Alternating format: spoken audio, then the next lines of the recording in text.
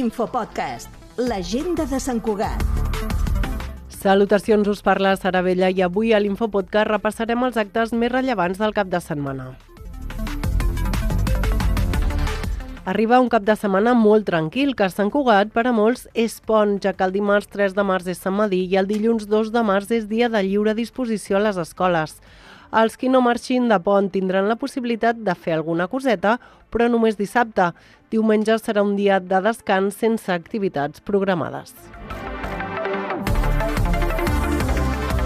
Per començar el dissabte, 2 mercats de pagès per triar i remenar tota mena de productes. A partir de les 9 del matí fins les 2 del migdia, la plaça de Sant Pere s'omplirà de parades de producte ecològic i de proximitat.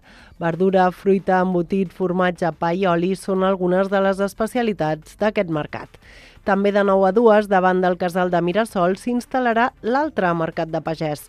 Aquí trobareu fruita, verdura, olives, oli, pa, formatge, embotit, mel, vi, sal dels Pirineus, productes de comerç just, cosmètica i tastets de mercat.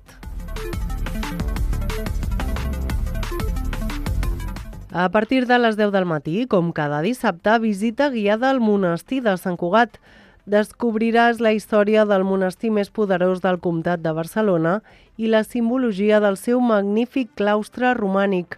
La visita, que s'ha de reservar a l'oficina de turisme, té un cost de 8 euros per persona i una durada d'1 hora i mitja.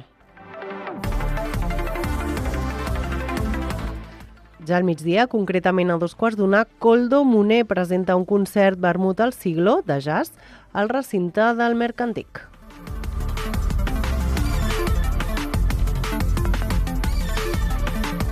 I ja per acabar el programa del cap de setmana, els cinemes Sant Cugat projecten la pel·lícula familiar Olivia i el terratrèmol invisible, un film que s'emmarca dins del primer cicle de cinema en català.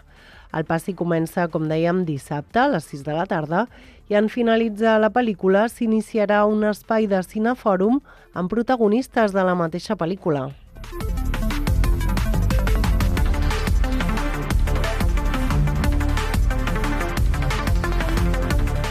I de moment això és tot el que hi ha previst per aquest cap de setmana. Podeu consultar l'agenda de Cugat Mèdia per veure si hi ha alguna programació d'última hora. L'Infopodcast és una coproducció de Ràdio Sant Cugat i La Xarxa.